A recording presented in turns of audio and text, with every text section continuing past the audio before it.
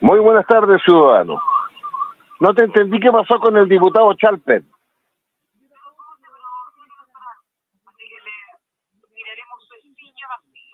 Ya, muy bien.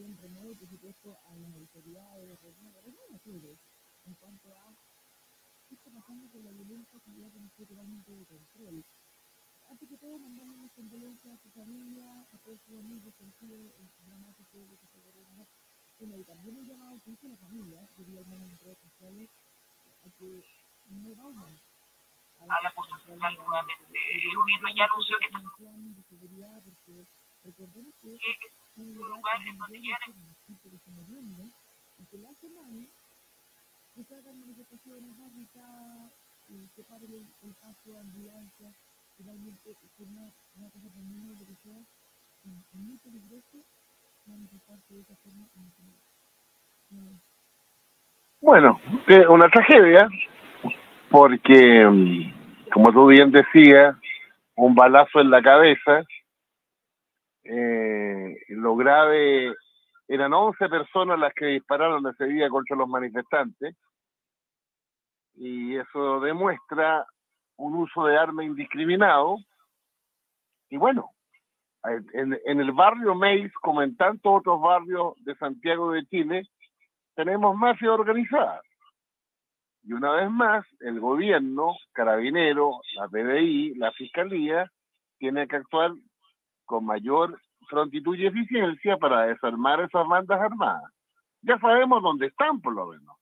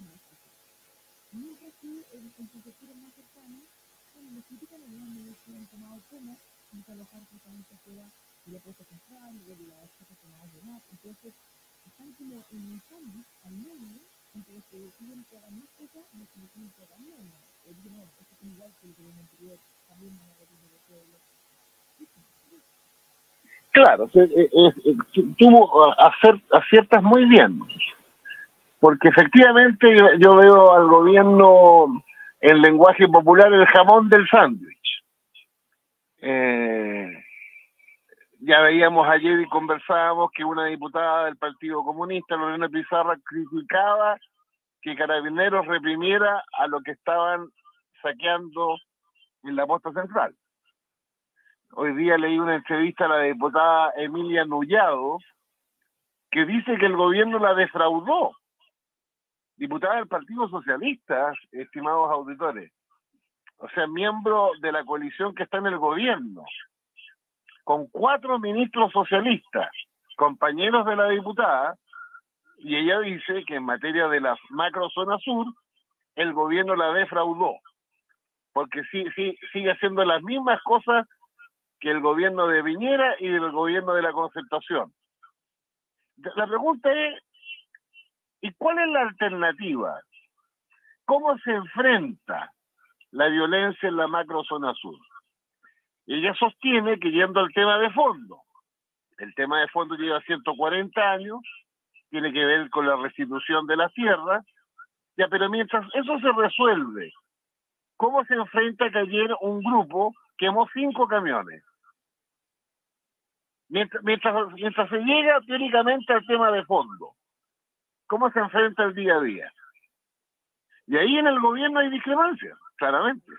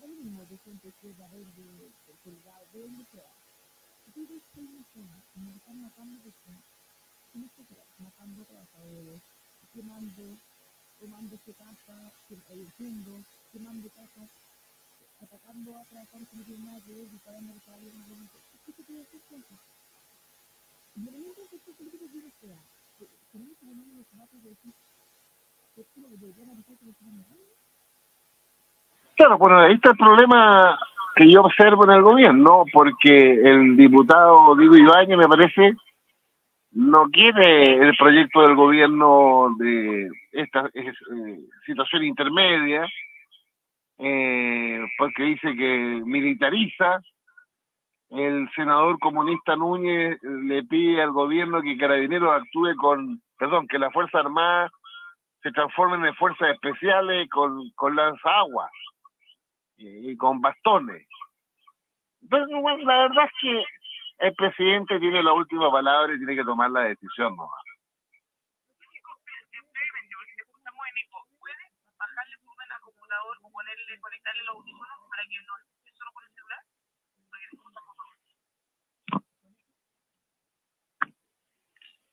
Repíteme la instrucción.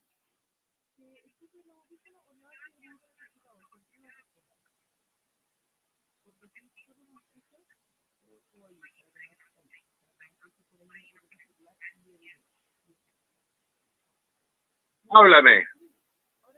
Muy bien.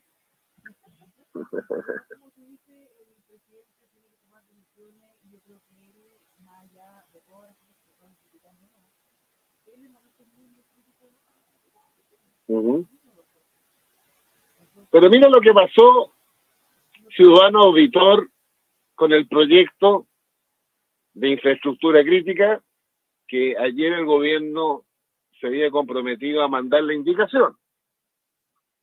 Bueno, el gobierno tiene problemas porque no presentó la indicación. ¿Y por qué no la presenta? Hay que entender.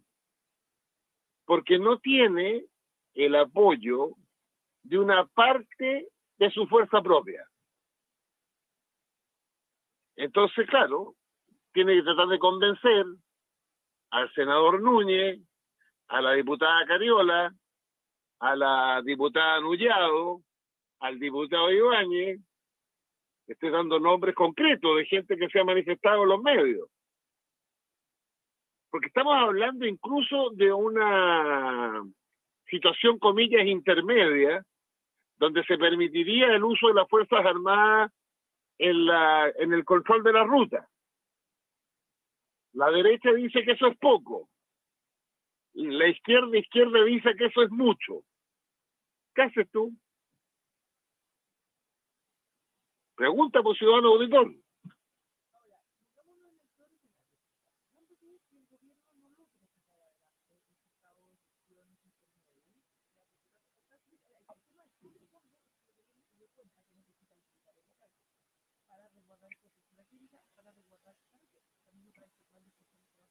Exacto.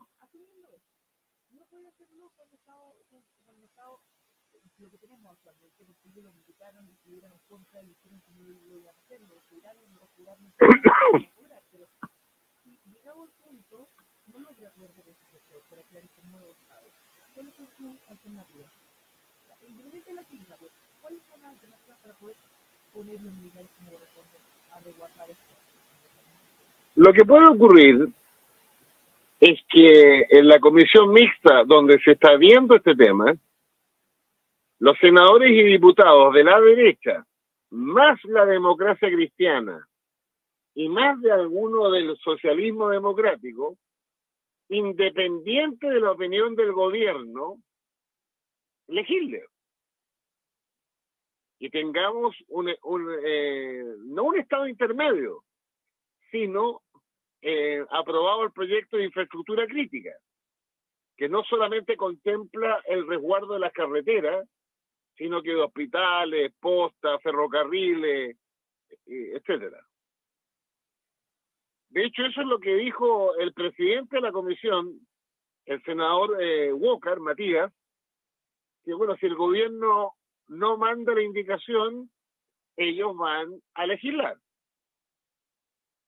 Y tendría para el gobierno el peor de los mundos, obligado a cumplir una ley en que no están de acuerdo. ¿Ves tú? Ahora, también crítico sería, imagínate el escenario en que el gobierno terminara legislando o impulsando alguna medida con un poquitito, una parte chica de su coalición y la derecha, y la oposición en el fondo. Bueno, por eso ahora, que le en insistimos... un momento crítico va a tener que hacerlo de todas maneras, pero ahí más que problema del gobierno, es problema también del oficialismo, de empujar al gobierno a tener que hacer una cosa como esa, o de verdad quiere que no haga nada y que deje a esta gente en la completa indefensión. Un poco de responsabilidad también, no solo del gobierno, sino que también del oficialismo por completo. Claro, pero el oficialismo está dividido en esto. O sea, no, a mí no me cae... Mira, yo escuché al diputado Leonardo Soto, del Partido Socialista. Él es partidario de hacer esta ley, de que los militares cuiden la carretera. Por poner un ejemplo. Entonces, está dividido. Ahora, como el gobierno no puede permanecer inerte, el presidente tiene que tomar una decisión. Difícil, pero la tiene que tomar. Ahora, en el caso de, a ver, siempre hay que tratar de tener alternativas. Entonces el gobierno, de alguna manera, para no dar su brazo a torcer, algunos por un tema semántico, en vez de simplemente tratar de continuar con un estado de excepción, están proponiendo crear este estado nuevo, intermedio. Hay una propuesta concreta. A algunos les gustará o no, pero en el fondo está apuntando a darle la herramienta para lo que necesitan. Parte del oficialismo que se niega a esto. Entonces, ¿cuál es la alternativa que ellos proponen? Porque si la alternativa es, no sé, otro estado, otra estrategia, algo más o menos sensato, o simplemente no hacer nada y dejar a la CAM que se arme y que hagan lo que quieran. Y ojo, porque han intensificado los ataques. Ayer atacaron un cuartel de carabineros en Tirúa. Y esto es un tema que se viene diciendo hace mucho rato. Van a subir la violencia, van a buscar nuevos mártires. No sería extraño que traten de asesinar carabineros para llevar esto a un nivel extremo, mucho más del que ya tenemos todavía. Entonces, ¿cuál es la alternativa que propone esa parte de la oposición? ¿No hacer nada? O sea, perdón, del oficialismo. Bueno, me encantaría preguntarles a ellos, ¿eh? Podríamos invitarlo un día a algunos representativos de esa opinión. Porque efectivamente, frente a la violencia desatada, una respuesta que te sostenga que el problema es del año 1862, cosa que es correcta históricamente, pero el problema que tenemos que enfrentar hoy día, 12 de mayo del 2022, es ahí el problema. Bueno, vamos a mirar porque esto no hay tiempo. Y fíjate que es muy preocupante porque, bueno, empezamos a hablar de la posta central, después nos derivamos en la macrozona sur, y podemos seguir. Fíjate que en 2 centros de salud, en distintos lugares, hemos tenido incidentes en que han llegado personas, uno baleado, otro cuchillado, y han ingresado violentamente, en los 2 casos, personas a rematarlos. Imagínate lo que puede ser para los trabajadores de un centro, para la gente que está sentada esperando su turno, para todos los que trabajan en este hospital, que lleguen delincuentes a rematar a balazo o a cuchillazo a alguien que llegó pidiendo ayuda. Esto ya está pasando todos los límites. ¿Qué hacemos? Imagínate lo dramático en los colegios, balacera fuera de colegio, amenaza de muerte a una directora, ya como que Pero no ya me no sé pregunte, dónde. no, yo solamente para los auditores. Yo tengo, o sea, yo tengo una opinión formada, no de ahora, de mi experiencia, de lo que uno lee. Cuando tú llegas a este nivel, tienes que tomar decisiones duras, pero que las tienes que tomar. Y bueno, y si tienes que pelear con algunos amigos, se pelea con los amigos, porque está el interés del país. Entonces tienes el tema del Abacro Zona Sur, tienes el tema de la migración en el norte. Fíjate que un dato, ciudadano auditor. Ayer en el Parlamento, el encargado de migraciones del gobierno le informó a la comisión respectiva que todos los migrantes que el Estado chileno los devuelve, Sí, po. la No lo policía, reciben en la Bolivia. policía boliviana le dice no, no pasan. Entonces el encargado, que se llama Taller, Sí, dijo algo brutal. Luis Taller. Dijo, bueno, estamos secuestrados. O sea, llega gente ilegal, sin documentación, ya. Se llama ahora una cosa media ciútica, como reorientación, creo que se llama. En castellano sería vuelve. Claro, como reconducción en el fondo, es Reconducción, devolverlo. así se llama. Bueno, la reconducción, en la práctica, significa devolverlos al lugar por donde entraron. Resulta que el país de ese lugar por donde entraron se niega a recibirlo. Sí, pero esto nos puede traer un conflicto internacional bien grave, porque finalmente todo el incentivo de Bolivia, así como de otros países, es simplemente ser un pasillo y dejarlos pasar, porque si ya entraron a su país, bueno, a ellos les conviene dejarlos pasar. Es como que si los migrantes quisieran ir a otro, tampoco es que un país se esforzaría tanto por retenerlo, pero ellos dejan pasar y después dicen, no, no corresponde, y no lo reciben de vuelta. Además, interesante la opinión de este encargado, porque dice, ante una pregunta seguramente de algún parlamentario, ¿por qué no se habla diplomáticamente con Bolivia? Y la respuesta es, las relaciones están malas por el tema del río Silala. Están cortadas, totalmente. Claro, entonces, no, difícil, muy difícil, ciudadano auditor.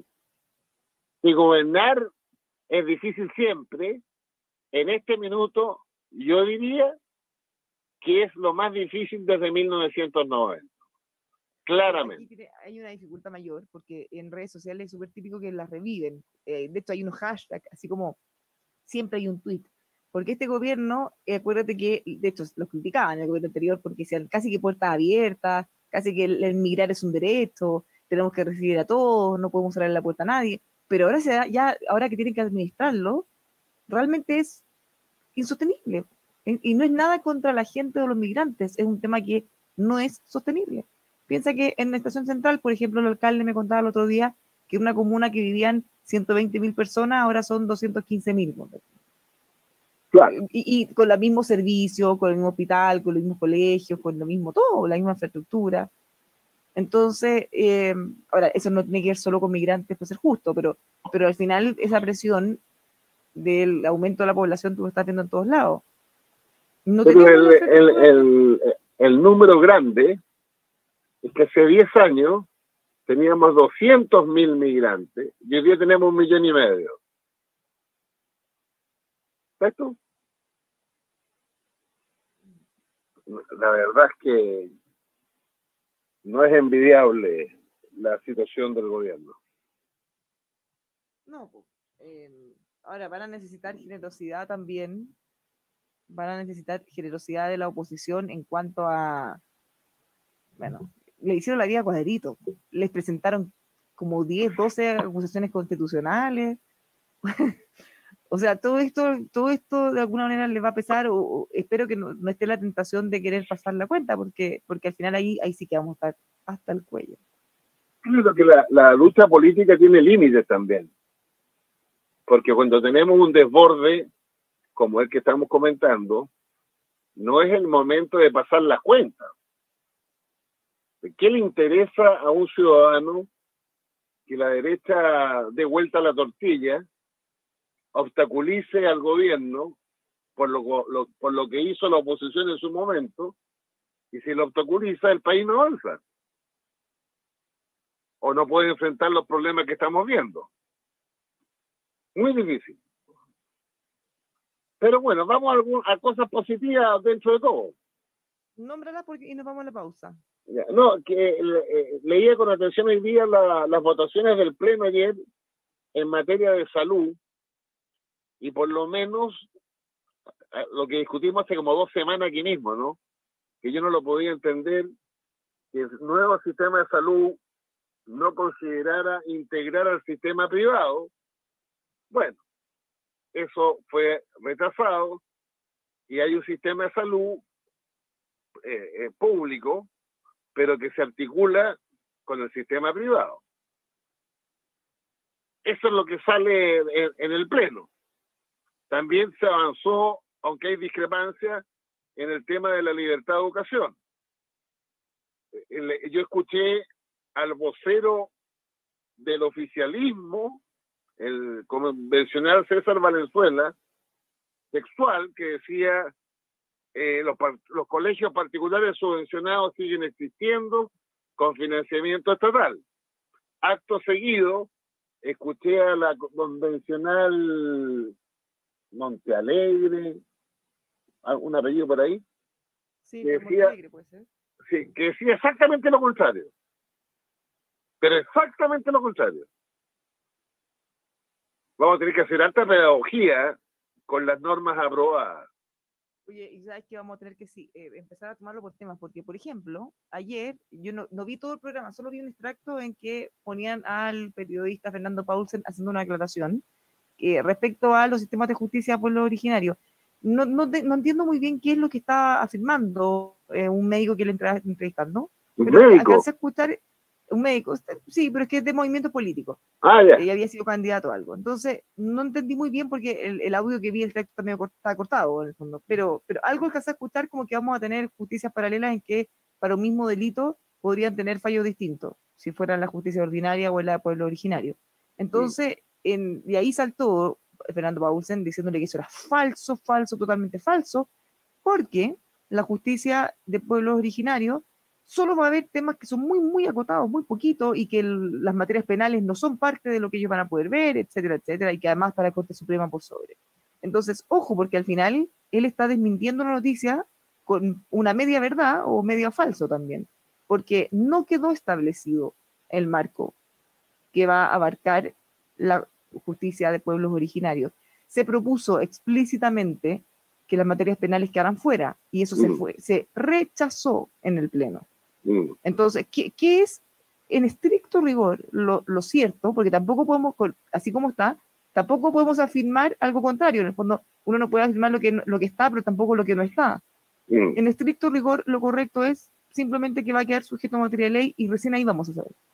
Entonces, eso significa que no se mandan solo, no sabemos de materia, no sabemos si es penal o no, no sabemos, porque eso quedó sujeto a materia de ley. El único dato objetivo lo que sí es cierto es que está la Corte Suprema. Está la Corte Suprema. O sea, no hay 2 Cortes Supremas. No hay una Corte Suprema indígena y una Winca. No, hay una sola. Ahora, gente pregunta, ¿cuántos casos llegan a la Corte Suprema?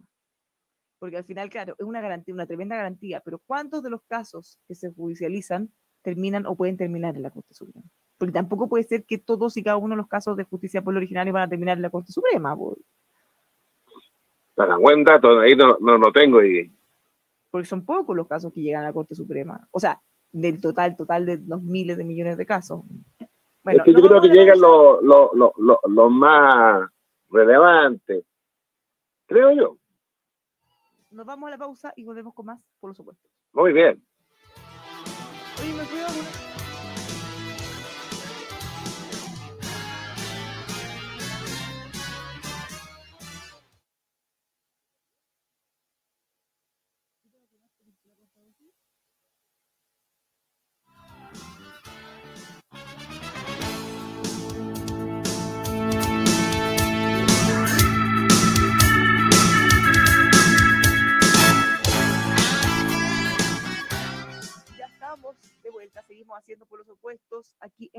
Radio El Conquistador.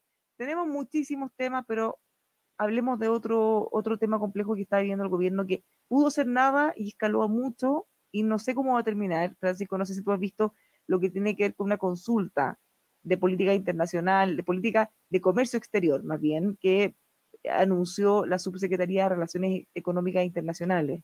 Sí. ¿Viste algo de todo lo que ha pasado con eso? Lo vi, y lo que me llamó la atención es que el ministro de Hacienda dice que no fue consultado.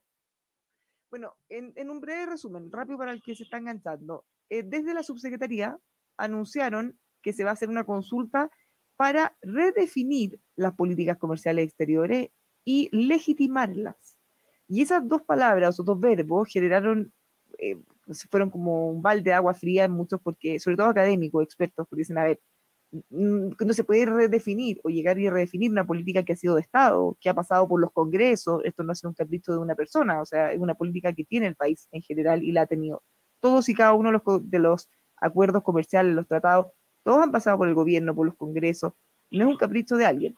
Y es totalmente legítimo. Entonces, no podemos venir a decir que es ilegítimo y se necesita legitimar. La ministra canciller trató de poner paño frío, dijo que iba a hacer una consulta acotada, de solo algunos temas, no va a ser vinculante. Y cuando le preguntaron al ministro de Hacienda, como tú dices, él dijo que no estaba enterado, y eso generó más problemas porque después la canciller responde que ellos no necesitan la autorización de Hacienda. Entonces, yo me imagino a la ministra Vallejo agarrándose la cabeza, como, su ahora por la vida. Yo creo que... ¿Por qué fabricar problemas de la nada si ya tenemos tanto?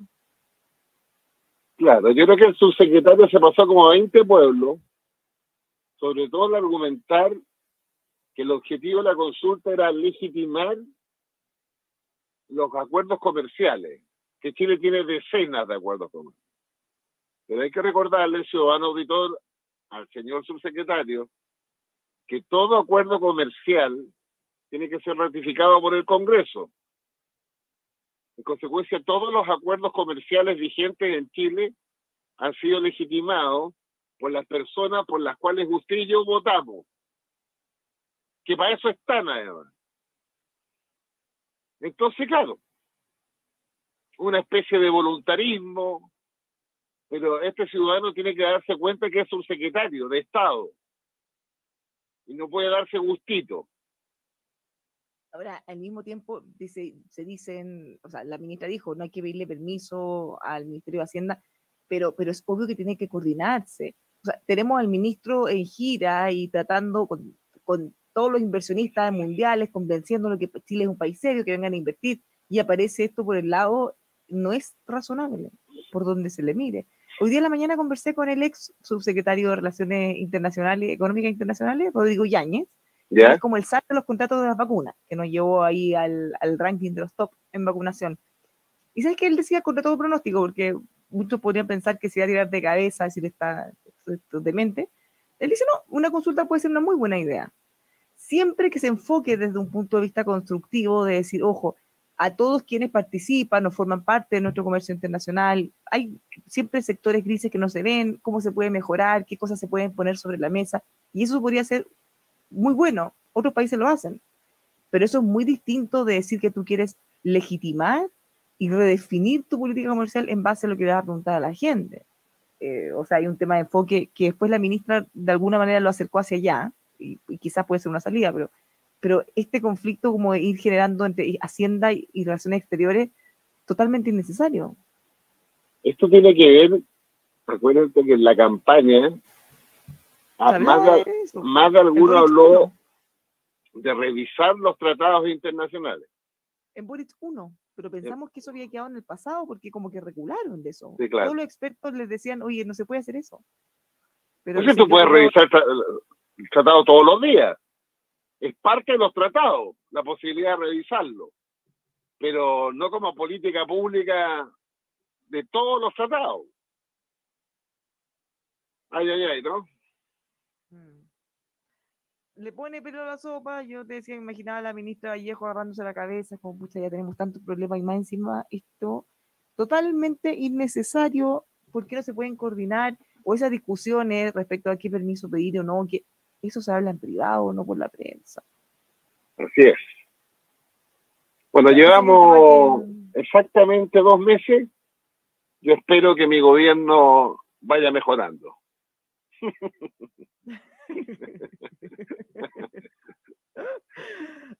ya va Ay. como, porque al final son tantas cosas. Y claro, de hecho, hoy día entrevisté a un diputado del Partido Socialista y ¿Ya? le preguntaba, porque al final se quejan, y él, a mí se quejaban de alguna manera, se quejan varios partidos del trato. Él decía, recuerden que el presidente Boric perdió en primera vuelta.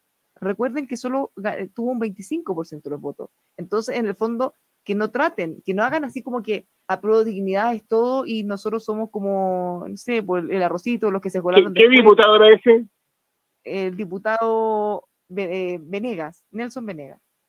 No sé si lo conoce. Ah, muy amigo mío.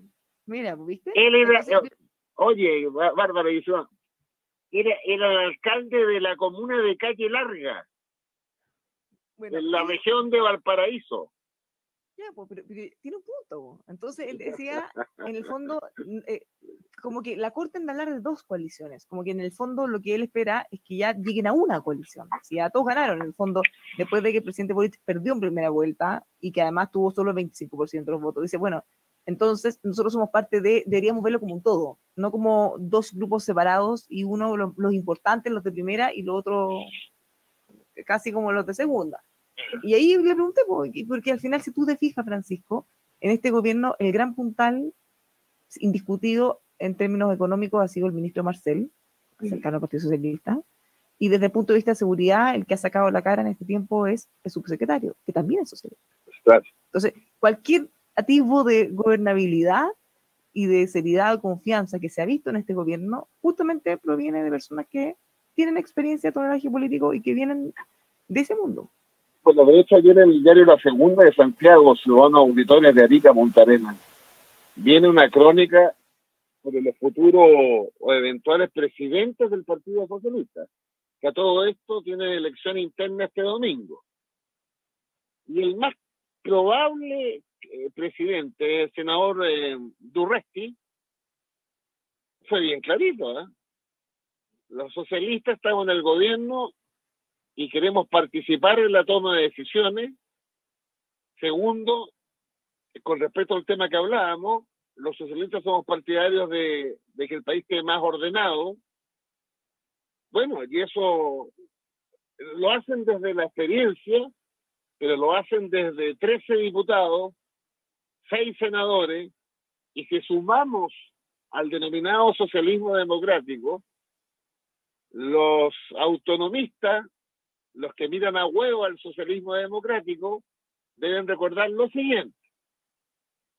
De 67 diputados, 37 son de apruebo de dignidad, 30 son del socialismo democrático.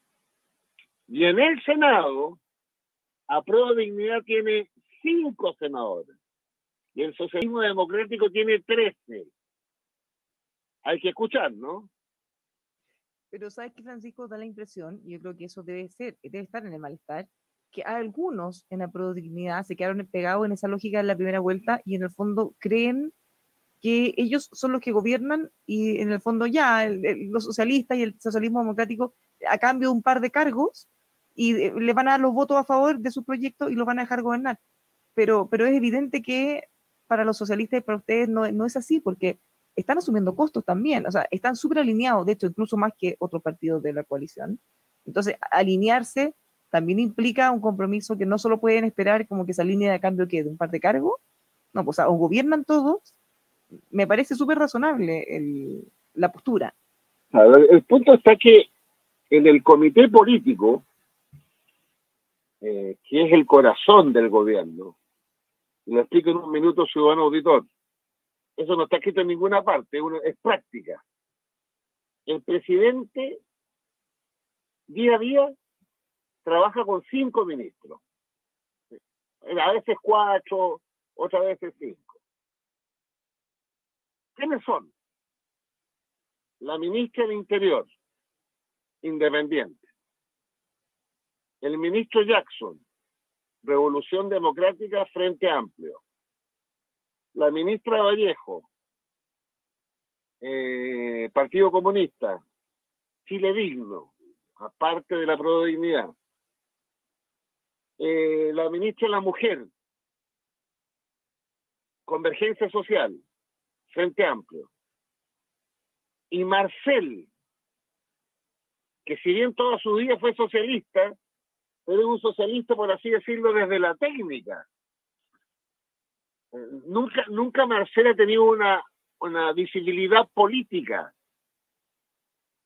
No es eunuco, no es neutro, pero no tiene el mismo peso político que sus pares en el comité político. Entonces, en los hechos, los partidos del socialismo democrático, PPD, socialistas, radicales y liberales, no están en el corazón del gobierno. Y es difícil pedirles que lo den todo y que se la jueguen y se camiseteen por un proyecto en el que finalmente no van a poder tomar ninguna decisión, como planteaba el candidato presidente del partido. Claro. Porque por último, ya nos metemos todos, nos jugamos, nos quemamos, pero decidámoslo, tenemos algo que opinar. Y más encima en base a experiencia de haber gobernado. Mira, que eso es clave, ciudadano auditor. Le voy a explicar por qué. Uno, a ver, se lo voy a decir de esta manera con un ejemplo concreto. El Partido Radical fue siempre parte de la concertación. Pero ni en el gobierno del presidente Elwey, ni del presidente Frey, ni del presidente Lago, ningún radical estuvo en el comité político. Y reclamaban. La presidenta Bachelet los incorporó. Y se acabó el reclamo. El ministro radical que estaba en el comité político era el ministro de Justicia, era Carlos Maldonado. Entonces, Maldonado se dio cuenta que ahí está la papita. Ahí se habla directamente con el presidente. Ahí se escucha la opinión más de fondo del presidente. Entonces, lo que le falta a este gobierno es integrar a ese comité político a un cuadro del socialismo democrático, pero como el comité político no puede ser 10 personas o 24, bueno, que seleccione. Y eso te compromete más.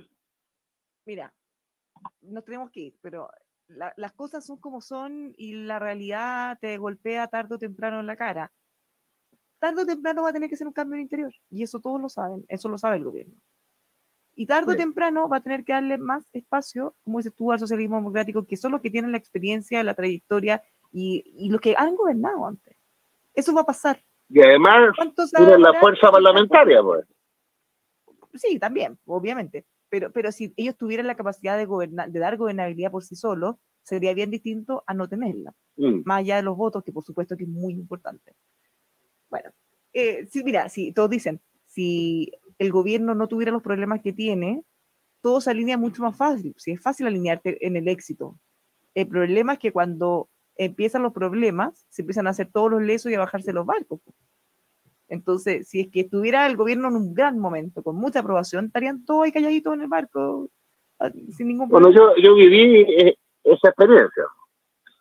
Con el presidente Lago, los primeros 2 o 3 años que fueron muy difíciles, con una crisis económica que provenía de la gripe asiática, con un desempleo sobre el 10%, era difícil que los parlamentarios sacaran la foto. Pero a partir del 2003, que el gobierno del presidente Lagos repuntó, había que dejar un par de carabineros a sacar a los parlamentarios para que no cogotaran al presidente. Un desalojo claro, comunicacional. Exactamente. Ya nos vamos. Ya. Se nos pasó muy rápido el programa. Oye, la derecha que esté mañana presente, pues. Sí, pues ahí después daremos los tilitos correspondientes. Ya. Un abrazo, nos encontramos mañana, como siempre, misma hora, misma radio, aquí en El Conquistador, por supuesto. Ya, chao. Hasta mañana. Chao, chao.